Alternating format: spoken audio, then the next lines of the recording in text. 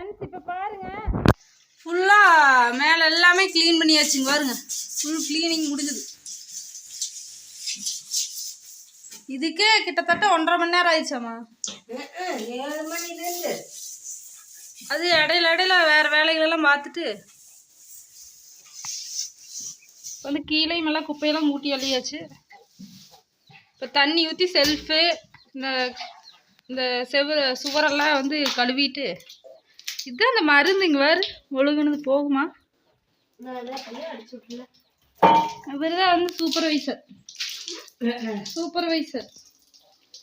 Supervisor வந்து எல்லா வேலையும் செய்யறாங்க. அப்போ கூட ஒரு வேலையும் செய்யல கடைசியில்.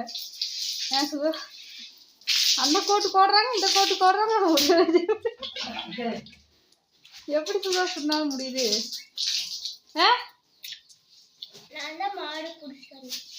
ஆமாம், மாடு குடிச்சிட்டு இருந்தாங்க. இப்போ தான் வந்து தோசை சுட்டு சாப்பிட்டோம். சாப்பிட்றதுக்கே டைம் 10 மணி ஆயிடுச்சு. ஏன்னா தொட்டுடையெல்லாம் அடித்து முடிச்சுட்டு அப்புறம் சாப்பிட்டு இப்போ அடுத்த வேலை கழுவிட்டு இருக்கிறோம். அதுக்கப்புறமா நீட்டாக பூசி விடணும். பூசி விட்டோம்னா கடன் ஜாமானத்தெல்லாம் தொடச்சு உள்ள வச்சுருவோம். அதெல்லாம் போட்டு அதுக்கப்புறமா அந்த வீடு இந்த ஸ்லாப்பெல்லாம் பார்த்தீங்கன்னா எவ்வளோ பெருசு அகலமாக இருக்குது. இதுவே ஒத்த மாட்டேங்குது. ஆயாவோட ஜாமானம் அம்மாவுது, என்னோட இது இளவரசனது பாதி. அதான் 7 வீட்டு ஜாமானத்துக்கு கொண்டு வந்து அடைச்சோம்னா என்ன ஆகுது?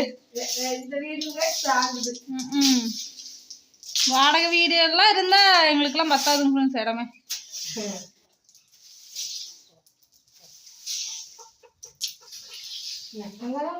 ஆனா நேற்று எல்லாம் வீடு வலிச்சுட்டோம், கரை கட்டி வெள்ளை விளையேன்னு எப்படி நீட்டாக வலிச்சிட்டோம். ஓகே, இப்போ இதை நம்ம க்ளீன் பண்ணிட்டு பூசிட்டு எப்படி இருக்குதுன்னு பார்க்கலாம். பூசிட்டு நம்ம சப்ஸ்கிரைபர் சொல்லுவாங்க நல்லா இருக்குதா எப்படிங்க.